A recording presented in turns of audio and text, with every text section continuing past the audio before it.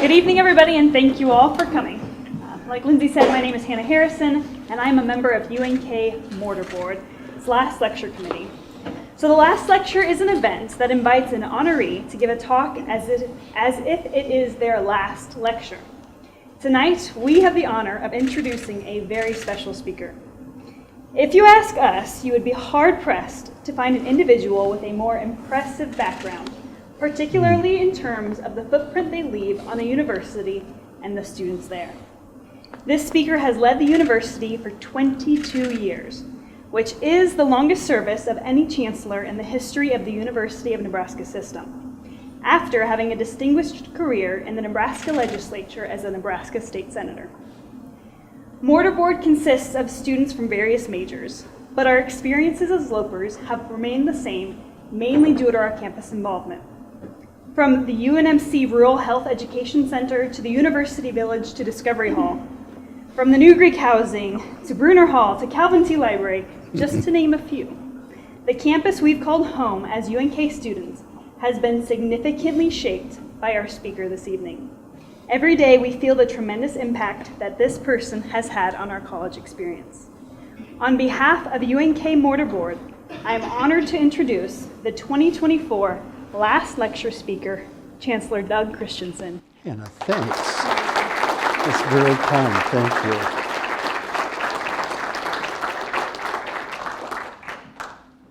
Oh my. Before I start, David and Ann Bauer, congratulations. No. For those of you who don't know, they were awarded the Friend of Kearney Award, which is kind of the biggest award you can get from the Chamber and the city. And we've got two superstars here. Congratulations and thank you for everything you do. I really appreciate it. You know, I start most of these like this. I wish I didn't have to be here tonight to talk about budget cuts. It's become a habit. And I'm going to get rid of that habit tonight. I guess my first question is a show of hands. How many of you were here for my last lecture? Good. Good. 22 years ago, they invited the new chancellor to come. And I'll tell you, it's like all public speaking. Particularly when you're in the legislature, you get put into a lot of situations, you got to do it quick, and you're either really, really good or you're really, really bad. I was really, really bad that night. I was, and it's one of those deals, doggone it, sitting right in the front row was Charlie Bisek, and I felt so bad because I thought a lot of Charlie, still do. And, oh man, he was there and I was feeling really bad that I'd kind of let Mortar Board down. So I swore that would never happen again. I've never given a speech or a talk as bad as I gave that night, and it was brutally cold. It was bad. So I'm here now, literally giving my last lecture. And I'm really honored. Mortar Board, thank you. All the other chancellors are down in Scottsdale tonight. They've got a big bash, and I've got the better gig. I got here. So thank you for inviting me, and my hope is that I can do better than last time. Last lectures obviously have a long tradition. Academicians giving their crowning speech, their crowning class, that last lecture that took everything that was important to know in their subject matter and give it to everybody one last time in a very cogent way. And there's some really good ones. I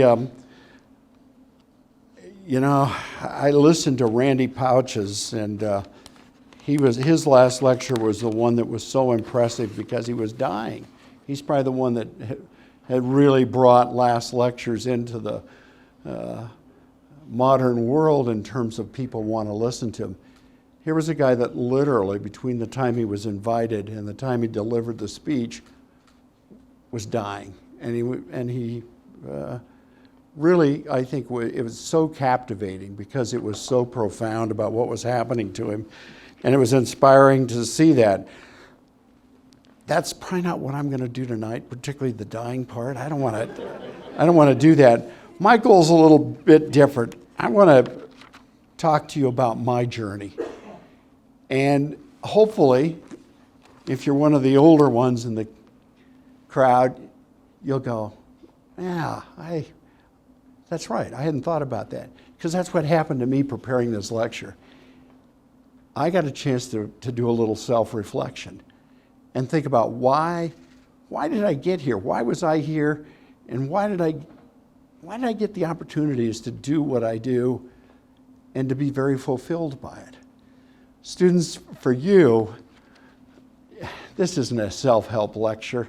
You're so far ahead of where I was, but I want to give you a few things I hope that you'll think about. I was really lucky. The story of my journey was I grew up in a very supportive home in rural Nebraska, which is not all that far away. Since my mother was a librarian, it was easier tonight to organize my thoughts in the form of a book, and a book with chapters. And some of the chapters are a little longer than others. Some are a little more boring than others, but that's because that's the way my life was. And so I hope you'll give me a little leeway here. This is not an autobiography. This isn't a historical point of view deal. As I end my chapter here, I want to try to reflect about what it meant to me to also be here. For those of you who think this may get a little long tonight, a little not relevant to you, or that it's boring, remember, you chose to come. And I assume that you will feel very free to get up and walk out. I reserve the same right, okay? If it's going bad, somebody else is going to do that. All right, chapter 1. Chapter 1 is, I'm at heart a kid from Minden. I grew up working for Dad on the farm and listening to my mother. She was a librarian, a teacher. She talked about the value of going to school absolutely every day. I saw her in the summers bring home every new book from the library. And she would read the first couple chapters, the last couple chapters, and then she'd flip through the book looking for bad words. Well, she did. The bad words got put on a different shelf. Now, I was tall enough to get up there. It actually was pretty interesting.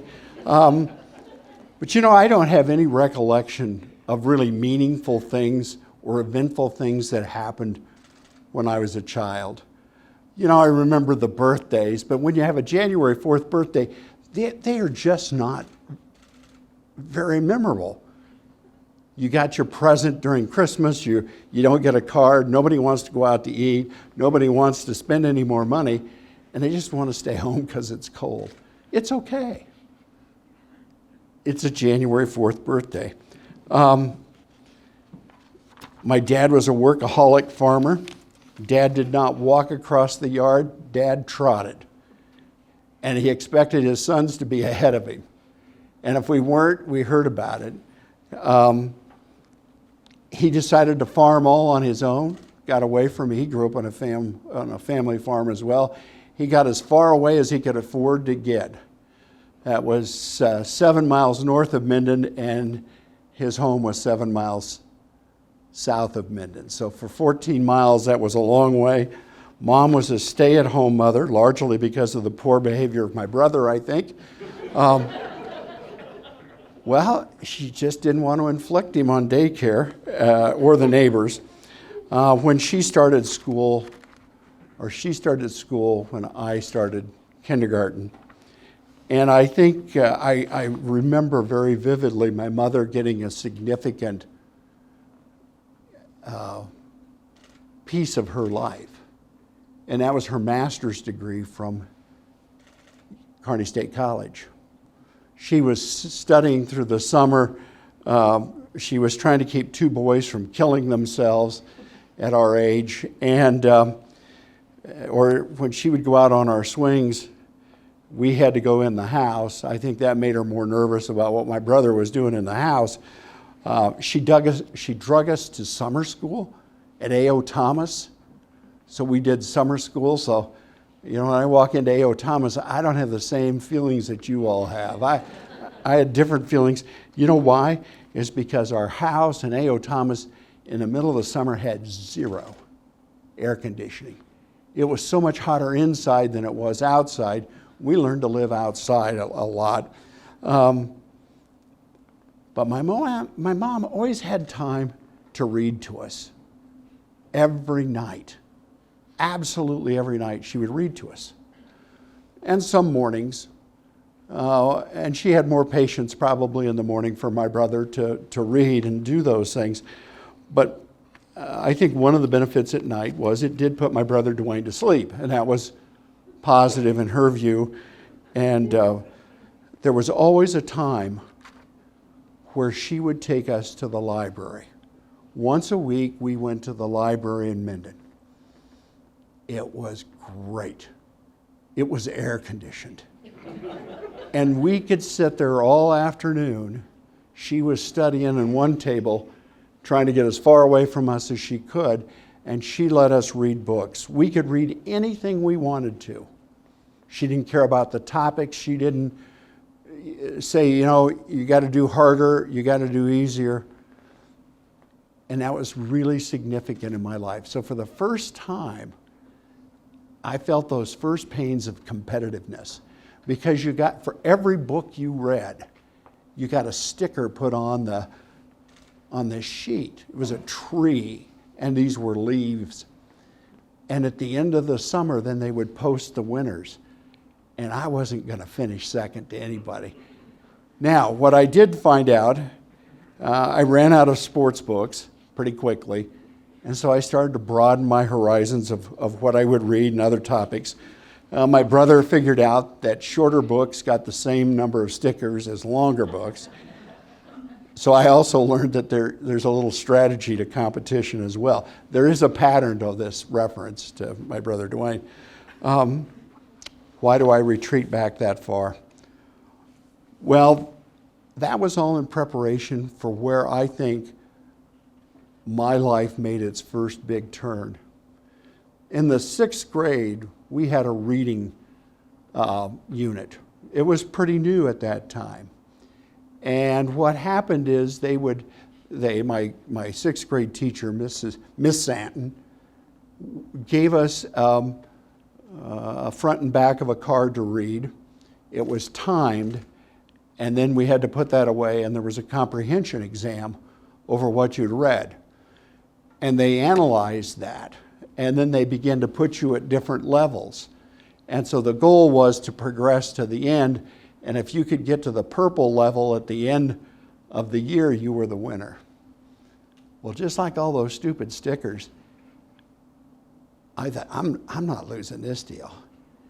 Thanks to my mother and her making me read, I got about a 2-unit head start on everybody else. And it was wonderful. Pretty soon my teacher started to push me. And she said, you need to read longer and harder. And I'm going, come on, I've got to get to the purple group. I want to win. Now you'll do just fine. Read harder and read faster. And so I did that. She changed me in many ways. She started me on current event things. And they were a lot harder. I didn't understand what all that was. But pretty soon I would come home at night, partly so I didn't have to go out and do chores, I think. I watched the CBS Evening News, obviously with Walter Cronkite, every night, religiously. Now, I don't think too many of my friends were doing that. I'm probably glad they didn't know I was doing it, because nerds in school have a way of getting their revenge. And then my mom started bringing home the news magazines. She'd bring home Time and Newsweek and Life and U.S. News, Look, Life, whatever those were. She even brought home Sports Illustrated because I was interested. Obviously before the swimsuit editions. That would have not been permitted at home. My friends always thought I was in trouble. If you got in trouble, you didn't get sent, admitted you didn't go to the principal's office. You had to go to the library. And so, you fear the pains of the library. Because when your mom's a librarian, when you go home at night after school, all the other teachers go to their house. I went home with a librarian. So you want to make sure you were right with her. She would bring home the daily newspaper, and I'd start to read that, current events. But it also had that idea of more complex topics, bigger ideas to do that. It was a gift of reading that she gave me and that I'm so appreciative for. It changed me. It drew me to understand things like Vietnam and presidential unrest. Yes, there was presidential unrest back in the 60s, long before today's messes. I watched Dan Rather get slugged. I watched the Chicago mayor unleash the police on the demonstrators.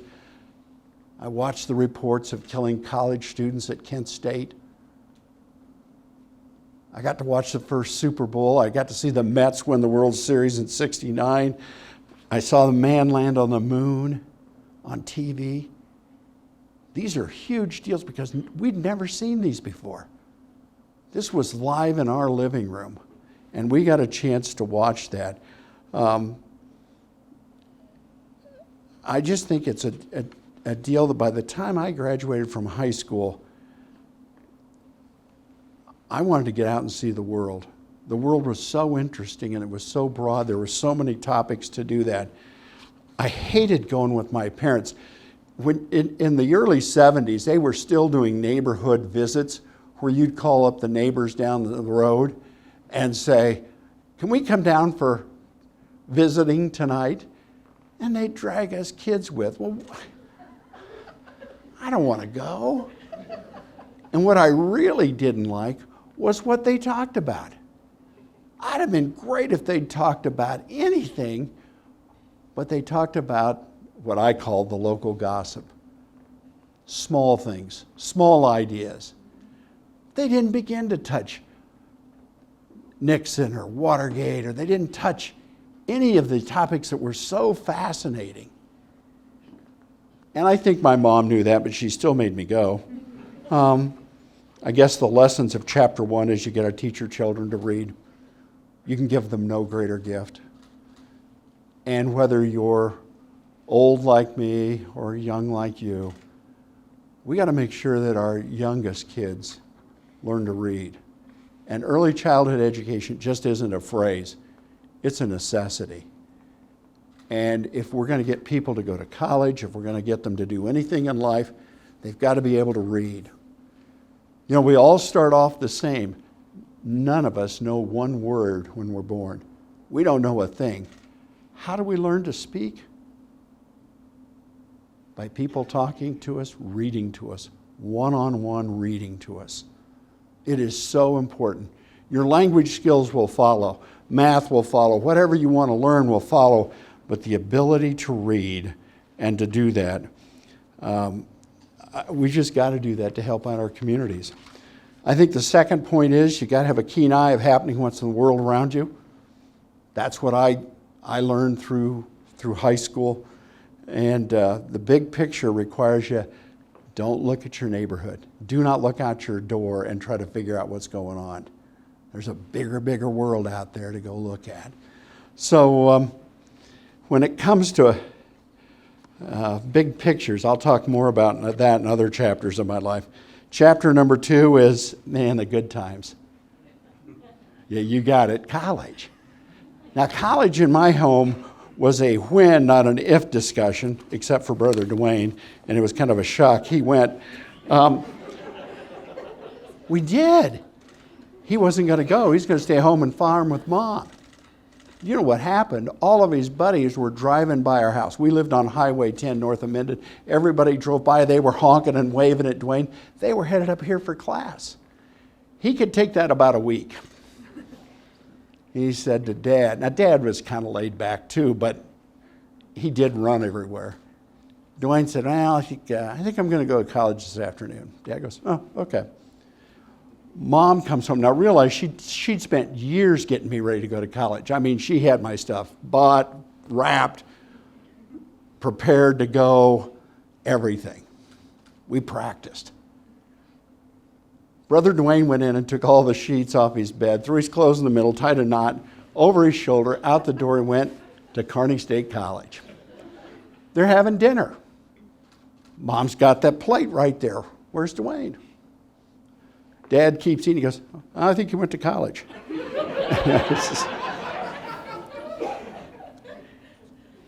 Okay, so enough about Dwayne. You can have him next year. He'll get me back. The major. The only advice I got for having a major is take something you like. Take something you're interested in. And of course, I did.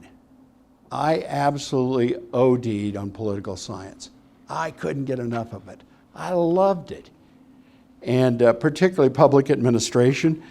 It was just fascinating to me. I couldn't wait to go to class. Now, it was the 70s, and so going to class was kind of a suggestion. Well, things were different. You know, they were. I had an advisor who I met with, I don't know, once a year.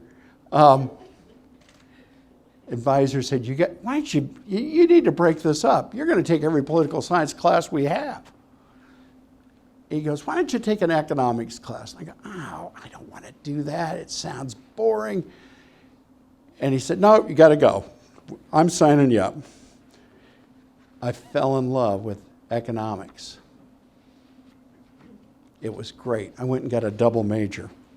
I was so impressed about how economics and political science informed me about the world and the bigger picture that was out there. The beauty is that those institutions really did help the greater good of people. And, there's always a few people that fall between the cracks, but I became an institutionalist. I began to believe in the foundations of the country. And whether that's education, government, religion, the law, those institutions were vital to us all. And so they did stand the test of time.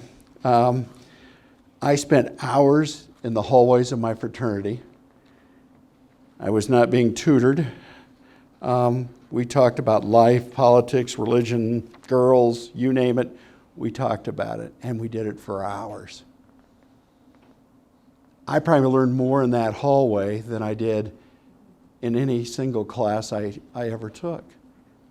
And that's not because I had poor professors. I had wonderful professors. But the greatest benefit to me was growing up.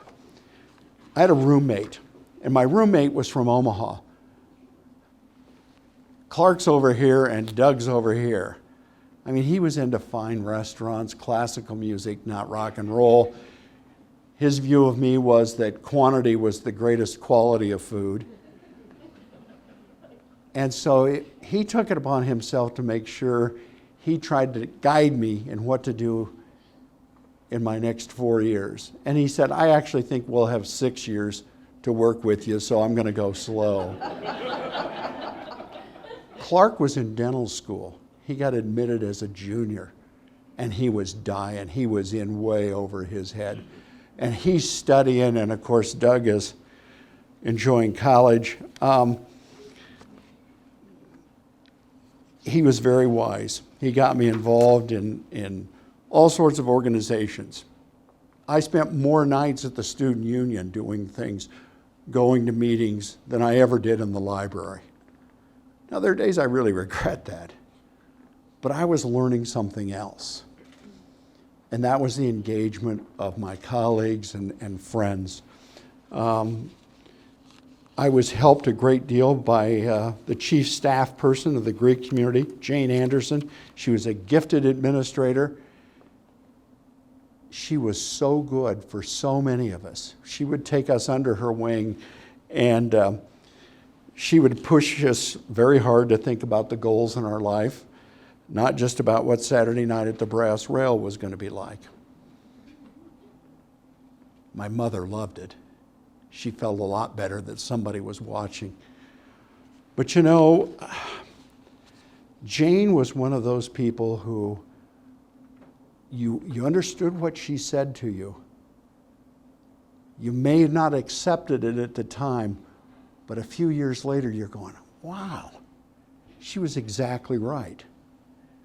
Think about what you say what you mean. Don't be so superficial. Go do things that are important. Do things that are important to you. She was really good. Now, I was on the judicial board at the time, and of course she goes over to my friend Bill. Bill's the other part of this life story. They had a little misbehavior going on, so Jane thought she'd go over and take care of it herself. She was promptly doused with beer from the third floor. And she calls me like I'm going to do something about it. But Jane motivated me to volunteer my time, to do so many things on campus. And for me, college was the time to test my skills. It was time to learn many new skills, and I had a lot of them to learn. Being on the farm out in Minden is great, but there's a few social skills you need to learn. And I was lucky enough to be able to be around a group of men who helped me do that. And college was just wonderful for me. I spent so many hours visiting with people that was a whole new skill set, and that was listening. And that was going to serve me really well in the next years to come. None of this would have been possible without my parents. So the people who taught me how to read are also the ones. I never understood why we raised hogs. I hated those things. I didn't want to do those chores. But Dad could market them 4 times a year.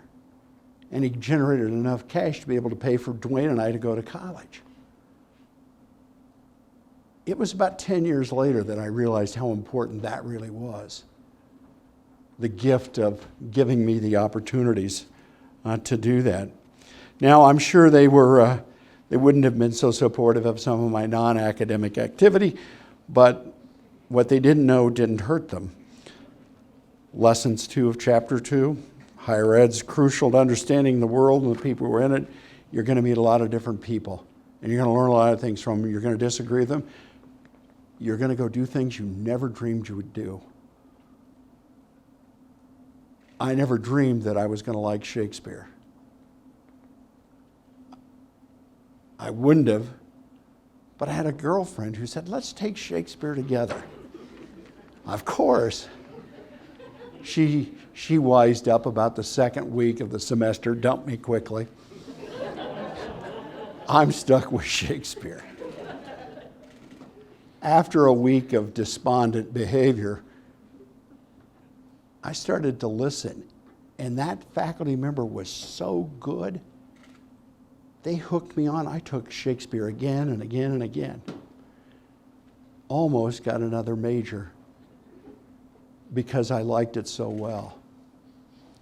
And so, you know, those friends are really important, even the ones that dump you. I met 2 of the best non-family mentors, my roommate and Jane Anderson, that helped me for the rest of my life. So chapter 3 comes along. The good times are over, okay? College is over. Now what do I do? The bottom line is I needed a career. My undergraduate transcript, although long, probably wasn't going to get any answers to any problems of any job I was going to have. I'd done well. My grades were fine, most of them. And I needed a career. I needed to be able to have something that I could really learn and use. And much to my grandmother's chagrin, I chose law school. I liked that. I liked the idea because you dealt with issues, you dealt with problems, you had a little bigger picture of that. And what they taught me in law school was how to think a whole new way. The ability to think logically, the ability to use process and to be able to talk about terms.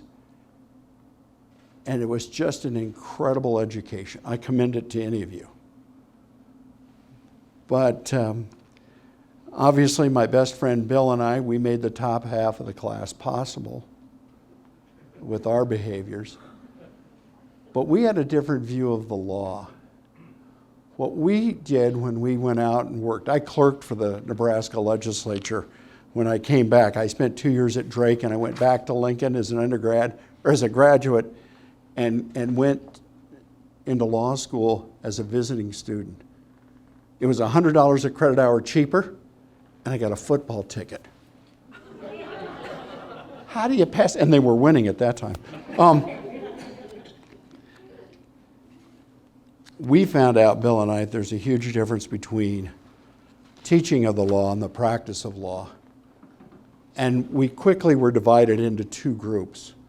Those who were interested in the theory and the practice of thinking about it esoterically, and those of us who were going to be out in the street using it. And we did not think alike in our classes. We had vastly different views of what law school did. I learned pretty quickly in the legislature that the law isn't just a Supreme Court case. If you don't like the law, go change it.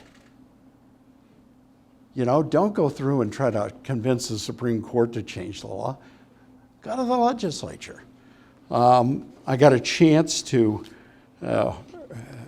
start my friendship and relationship with Ernie Chambers. As an intern, I shared his office. I sat in the electric chair most days because there wasn't any place else to sit in his office. And I really did. I began to see the process from a different perspective to do that. Law school's a blur. I had 3 years of loss of popular music, culture, movies. I couldn't tell you anything because we didn't do anything. I went to class, I went home and suffered with my own cooking, and I went to the library. And that was it. The profession to me was a gate I needed to walk through so I could do some other things.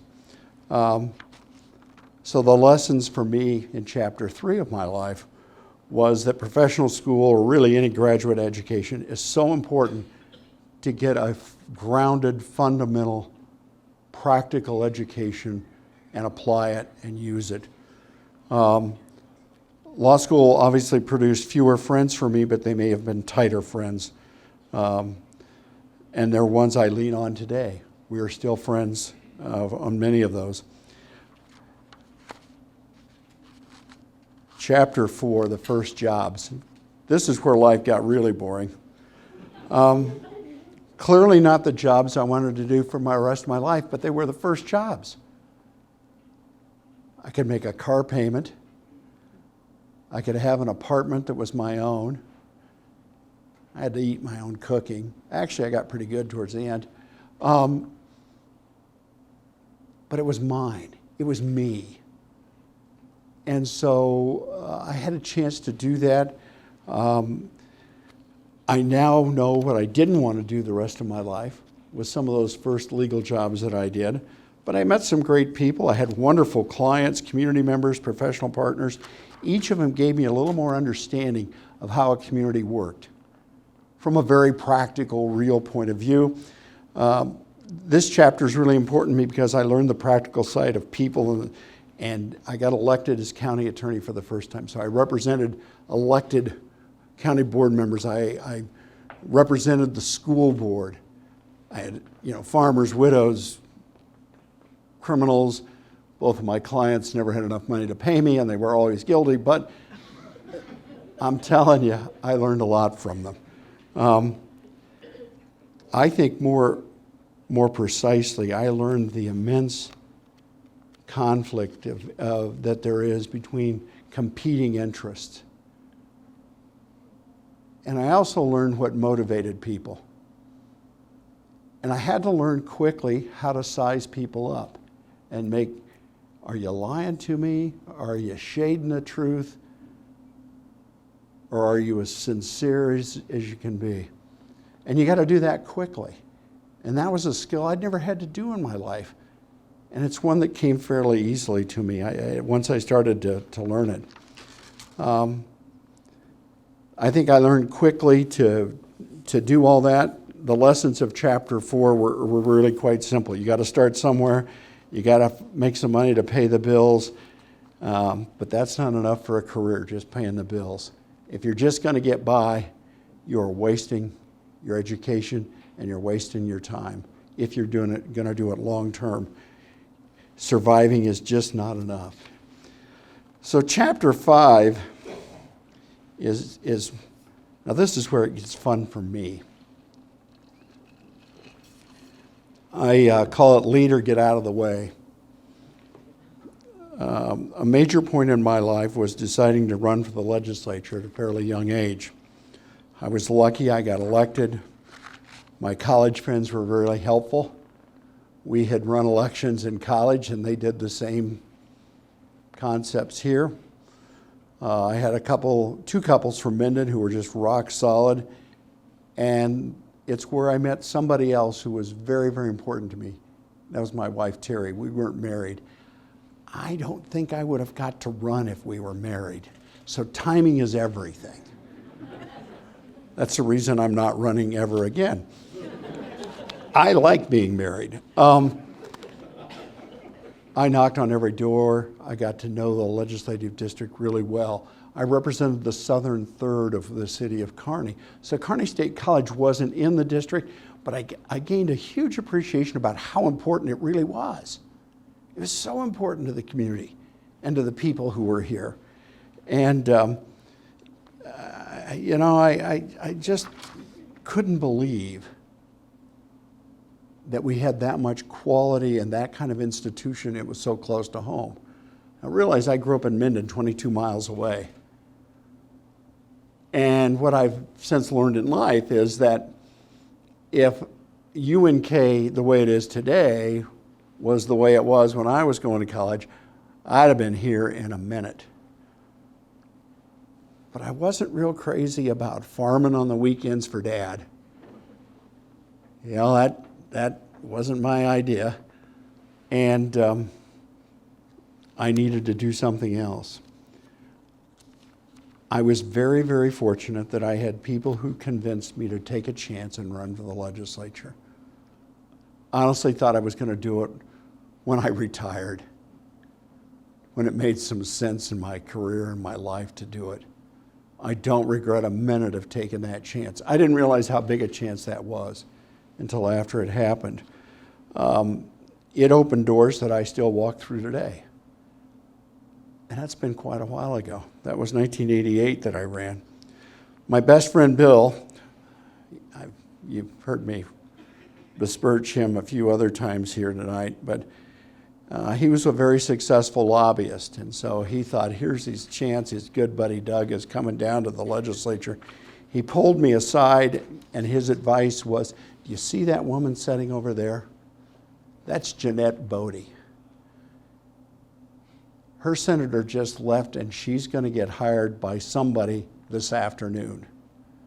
You go tell her that you want her to work for you now. You pay her as much as they will give you to pay anybody, and don't ask any questions. Hire her. So I go up, and I said, you don't really know who I am, da-da-da-da-da. She needed to check me out. She did. The next morning, Jeanette and I began a long relationship. The second story, Bill said, go in there and ask to sit by Jerome Warner. You're going to need somebody to lean on. You're going to need somebody to teach you what's going on, and then you're going to need somebody who can help you. Best decision I ever made, because you had to sit in the middle. the great seats are on the edge so you can just get in and out real quick, or the people stuck in the middle are seen as a little less. I was really glad I sat in the middle next to Jerome Warner. Jeanette was the Bev Matheson of the legislature. She's as close to Radar O'Reilly in real life as there was. I had her as a committee clerk. I would watch Jeanette out front, and lobbyists would come in and she'd have a piece of paper out like this, and they'd start to apologize. And they'd go, "Gosh, Jeanette, I'm so sorry. I should have been in here 2 months ago when we did this, but I really need this." And they're all just falling down on themselves. And she goes, "Here." And I go, "What's this?" She goes, "This is what you want." And I go, "Well, how'd you know that?" She had a gift. She made me look so much better than I really was. She had the respect of the legislature, the lobby. She gave me solid advice. She ran a very effective and efficient office. She molded a young legislator into good habits. First weekend we worked together, she came in, and she's very soft-spoken. She said, "Could I have Sunday morning off?" And I go, "What?" She goes, "Well, I'd kind of like to go to Mass." And I said, "Well, go Saturday, go Sunday. What do you mean?" She goes, "Well, I've worked every Saturday and Sunday since I started here some years ago." I said, "Not for me, you're not. Go home, have a life." She was so dedicated. She was really, really good. Next to my parents, I learned the most in life from Jerry Warner than anybody else. He was helpful to me, helped me get elected to leadership spots early. He took me under his wing when Kearney State College was coming into the university system. He got me involved in the early tax crisis, state aid to schools, dealing with governors and constituents. He wasn't very good with constituents, but he was really good with everybody else. Jerry'd have that desk that looked this clean at the beginning of session. Perfect. By the end of session, you could not put one more letter on this because it would slide off. Every constituent piece of mail he got went on the desk. I go, "What are you doing?" I said, the voters are going to just butcher you. You never write them back. And he goes, "Why write them back?" He goes, "Why would I write them back during session and tell them what I think might happen, as opposed to writing them at the end of session, telling them what we did and why?" He goes, "They're more satisfied with that." I didn't have the courage. I tried to write everybody back, but I'm telling you, Jerry was the best public servant there's ever been. I could speak for hours and have about Jerry Warner. He's clearly the best public servant that's ever been in the state of Nebraska. Jerry died of prostate cancer at the age of 69. That is not lost on me. I'm 69. We lost Jerry way too young. We missed lots of years. The reason he died, he knew he had cancer 2 years before that, but his wife was dying of cancer. He didn't want to tell her and have her worry, and so he put off his own treatment. It cost him his life to do that. Jerry and Betty were very, very, very kind to Terry and me. They took a great interest in two young professionals. I think we reminded them of their early life, except we couldn't drink that much scotch. Well, J and B Scotch, Jerry, J, Betty, B, yeah, never mind. Honestly, the legislature was easy for me. It was the crowning point for a kid who grew up liking institutions, liking public administration, engaging with friends. I was able to get some leadership from the early days. I was able to put that to work in the legislature, and all of a sudden, the legislature would move slowly for me. For some reason, I could see down the road. I think it was Jerry Warner. I think Jerry instilled in me, do not worry about today. For God's sakes, don't worry about what happened yesterday. You ought to be concerned about what happens in 5 years and 10 years, the long term. Much more important to you. And so I soon learned that history, David Dale, is really important. I agree. No. All right. That paid announcement didn't go very far. No, I've been doing new senator orientation since 1998. The number one thing I tell them is, you all think you're the smartest people, you got elected, you think that you've got every answer. You don't have one. And before you change a law, you need to go look at the history. You need to understand the context and what the law is trying to solve, what it's trying to achieve. And if you don't understand the history of why it is the way it is, you have no business changing it. They listened for about 10 years. And the last groups have refused to listen to that. The greatest gift I think Jerry gave to me was process, process, process. Everything you do should have a process. Why? If you're going to listen to people and you're going to make some input, you need to have a process that's perceived as being fair. If the process is thought to be fair, there's a presumption that the decision is fair. Now, they may not agree with the decision, but there's a presumption that there was a fair process, a fair shot at that. Jerry was the master at that. Patrick O'Donnell's the longest serving clerk in the history of Nebraska. I think he might be the longest serving clerk in the United States. Pat O'Donnell is probably the biggest defender of any institution I know. He is recently retired. His tenacity was inspiring in protecting, defending the legislature against governors, Supreme Courts, lobbyists, the press, everybody on the outside. That didn't always make Patrick very popular sometimes with the members of the legislature. But I'm telling you, I spent hours with Pat O'Donnell when I was Speaker. He would coach me, he'd encourage me, he'd challenge me. Why are you doing what you're doing? Always with one point. The decisions you make today that you think are day-to-day have long-term impacts. You better know them, you better understand them, and you better do something about it. Patrick didn't have a whole lot of patience for people who weren't trying and for people who were just putting in their time going through the barbecue lines. By the way, they were good. Obviously I enjoyed them. I think Patrick taught me a lot that prepared me for my next chapter. The lessons of chapter 5 is, don't think you've got all the answers, because you don't. In the legislature, there is no answer. There's a policy decision. Many of them are 49-51 decisions. All the easy decisions have been made. You shouldn't kill, okay? That's kind of an easy one. We started off with 10 laws. Today there's, I think, over 32,000 laws in Nebraska, and we're still adding. Today's decisions by most any group, but I think particularly in the state legislatures across the country, they're 49-51 decisions. They're close. They're hard.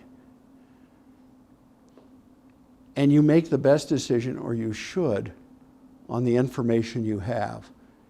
And you better know that tomorrow there could be one fact change, one example that comes up that'll flip it the other direction. And people are going to just have you for lunch because you made the wrong decision. You got to have the courage to make that 49-51 decision and stand by it. I think those were the lessons, to be patient.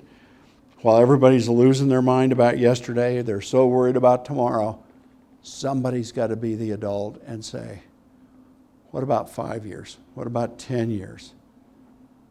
We can't be going back and forth. Instability. Instability is the death of public institutions. They're designed to be slow for a reason. Stability. You can change direction, you can change course, but only after you've really kind of thought about it and thought about the long terms. You should find a mentor. You, I think, would find out very quickly.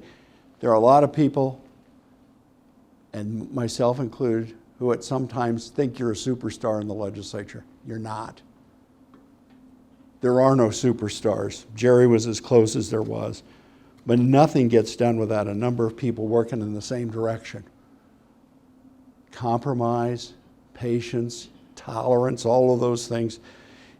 But if you keep the eye on the institution and not on what's good for yourself politically, you're going to make the right decision almost all the time.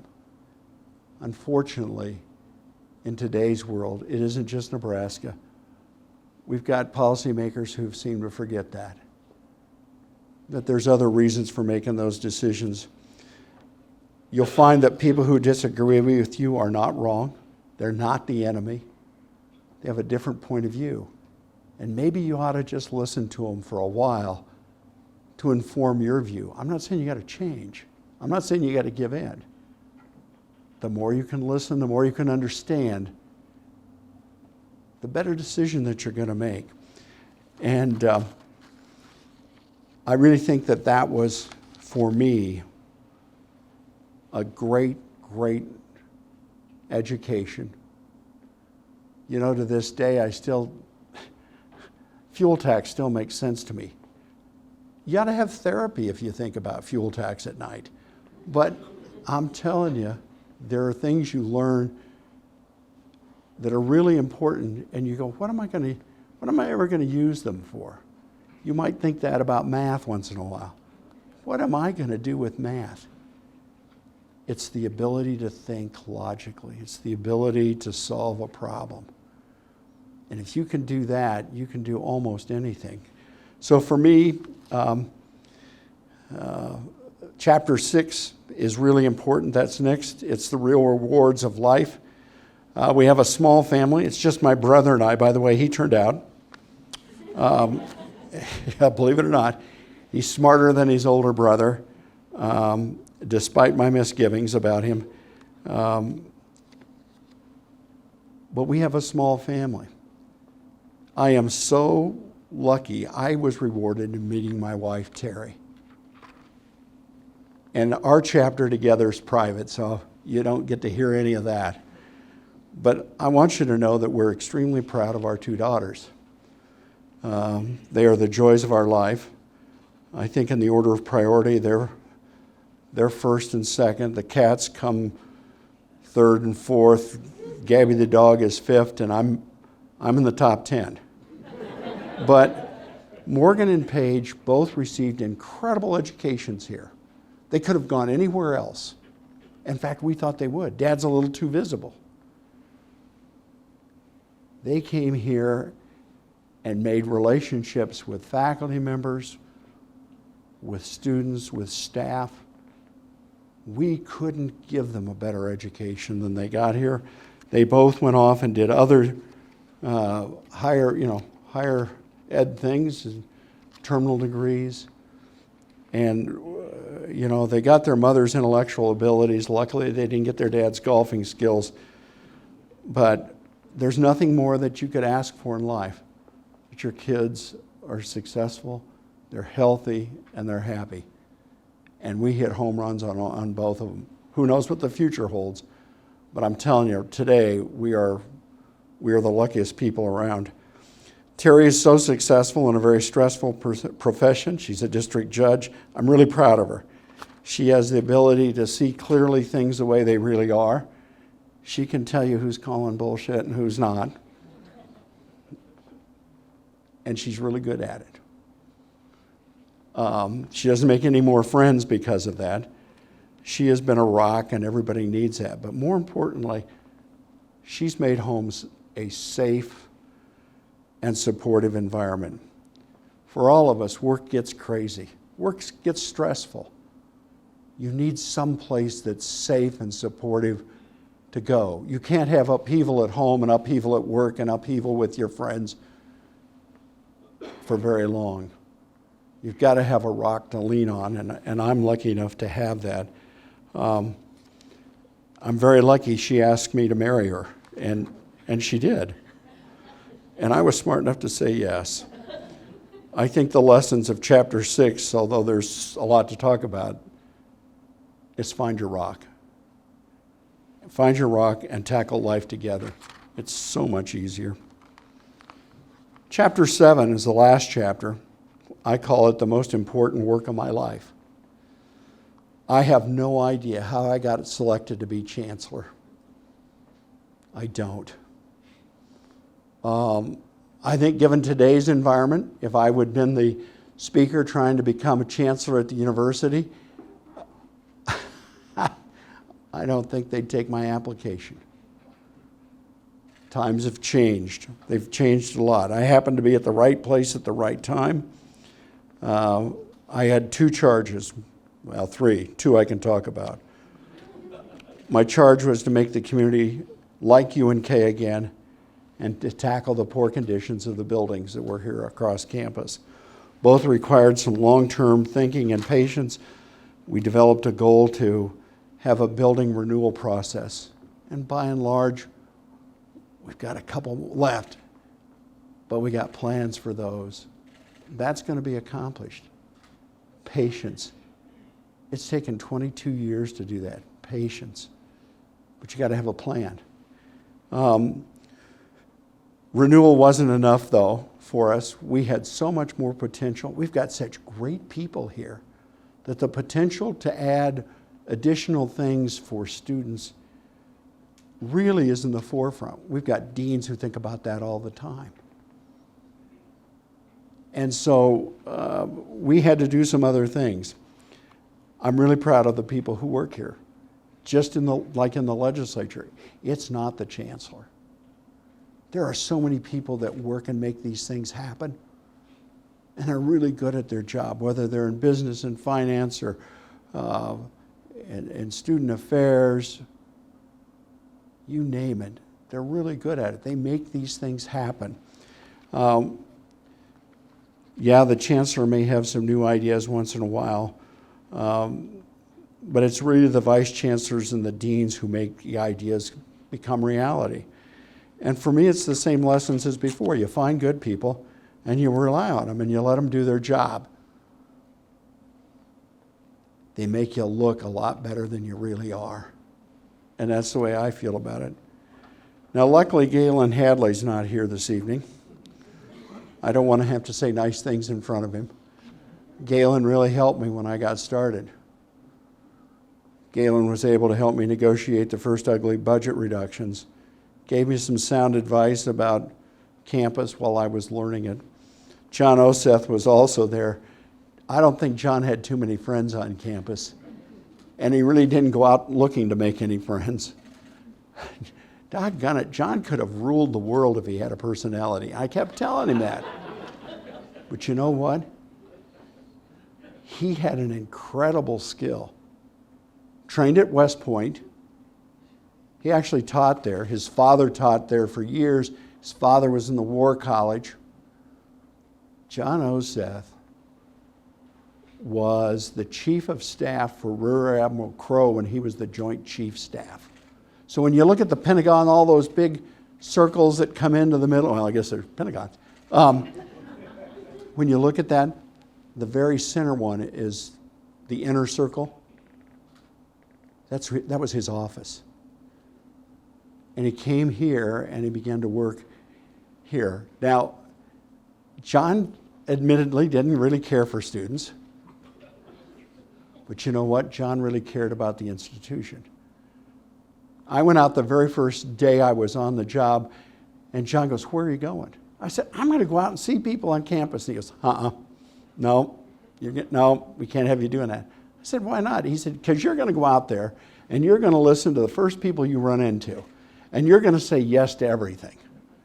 And I'm going to spend the next 6 months telling them no, no, no, and no. And I don't want to do that. Why don't you sit in here, listen to the people tell you about campus, and then go out so you have some context and some understanding." John, it was a deal. I still have his hard drive. The guy was one of the smartest people I ever met. Everything he knows was in that hard drive. When they took his computer away, I had him take it out. It sits on my desk right now.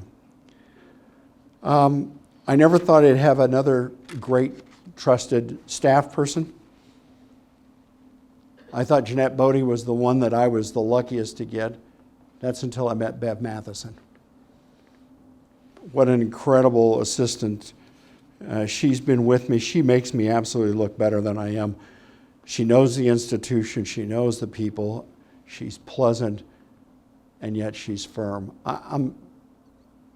She's a star. And most people outside of UNK have no idea who she is. They think she's the woman that carried the clipboard for the track coach. She did. I've had the pleasure of working with great vice chancellors, senior advisors, directors. They all have that. You know, as chancellor, you can find people who are going to tell you how great you are. You can find them to tell you things to reaffirm what you believe is true. But that's not really good advice. You want people who will be able to challenge you. Now, they don't have to humiliate me with my stupid ideas, but they have the ability to say, have you thought about this? They push back. That is crucial for anybody in these jobs. And you all know the improvements to the physical campus. Gosh, look at the progress. We got $360 million of new and major improvements to campus. We got $100 million of new investment into University Village. And I've got to tell you, if you want to be humbled, you think we've made a lot of progress, go into a freshman class. They think that campus has looked like this forever. You got to put it into perspective. And so this chapter of my life was the most fulfilling. It allowed me to use all my other experiences from the Minden Library to being speaker. I've had the great chance to be able to see down the road a little bit and hopefully have some vision. But wonderful people make those things happen. People ask me what the biggest change is that I've observed in the last 22 years, and it's confidence. 22 years ago, I spent most of my time listening to people saying, we don't have, and then here comes the list. We don't have decent buildings, we don't have football stadium, we don't have traditions, we don't have private donors, we don't have anything. They kept listing what we don't have. We're not rated with U.S. News and World Report. Poor us, poor us. But oh, by the way, we really care about students. The bottom line is we did. We always have. And so I think what has happened is that we've had a change of momentum. We started to gain some confidence. We tackled poor residence halls.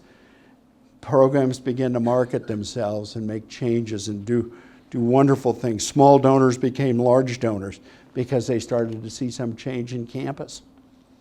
Once you start getting a little larger donors, it wasn't all that long ago. I see Pete up there somewhere. If the foundation would have gotten a $50,000 gift, or Darla, you'd have closed the office for the day and went out and had cake and ice cream. And today, you better add 2 zeros to that. It's the expectations that are so much better. U.S. News and World Report began to list us in the top 10. The community started to take notice and have pride in us.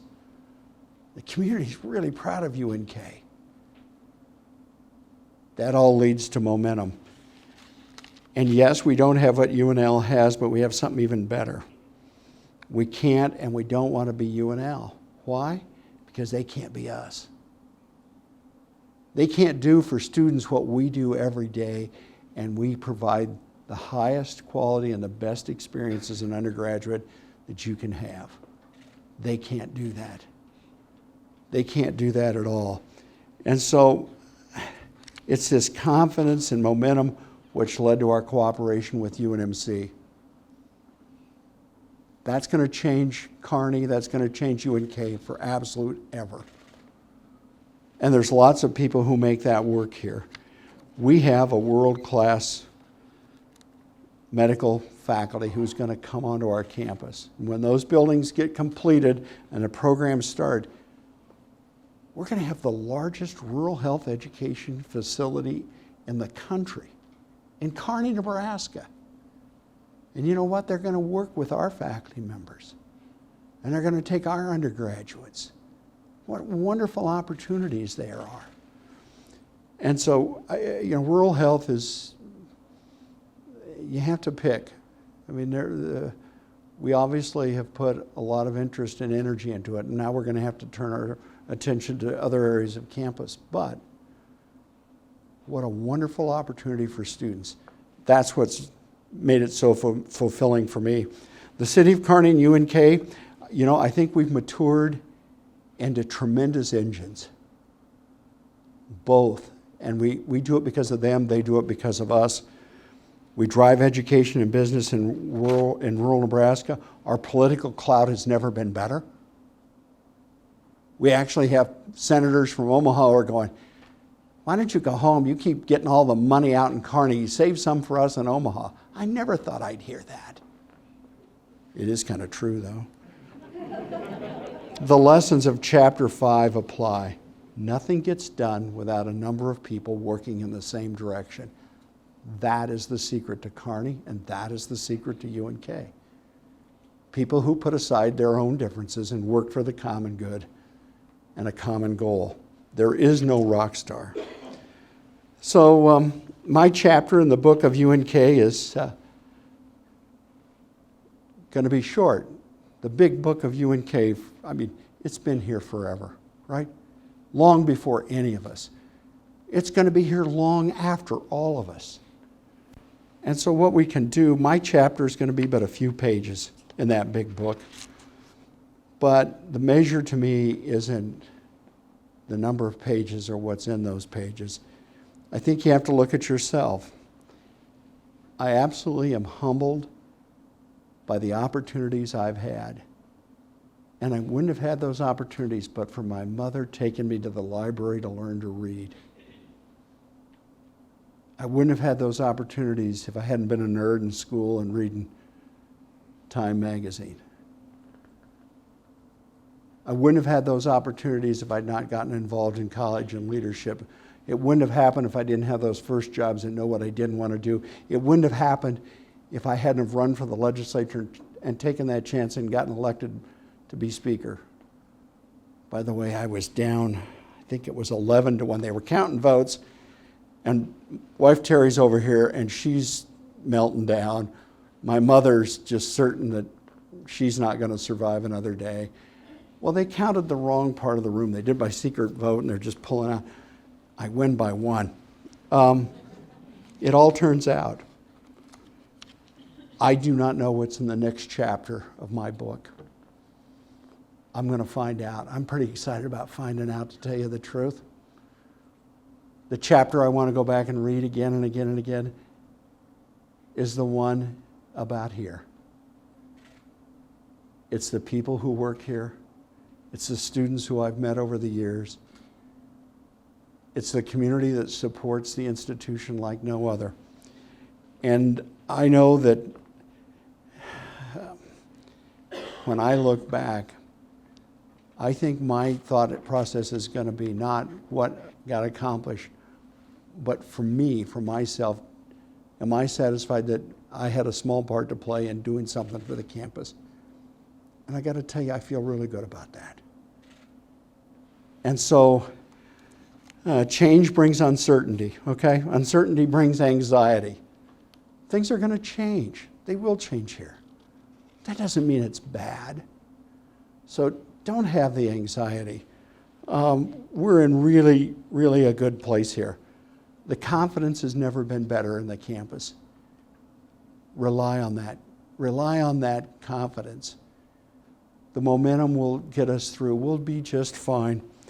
My biggest hope, though, is that you will support my successor as much as you've supported me in the last 22 years. I really appreciate it. Some of you have been here a short time. Some of you have been here forever. But I got to tell you, there is no feeling like what I have towards this institution. And it's because of people just like you who come. So it's been the honor of my life. I hope there's a couple more chapters left in it. But that's sort of my last lecture, and I am so proud to be part of this institution. Thanks for reading my book.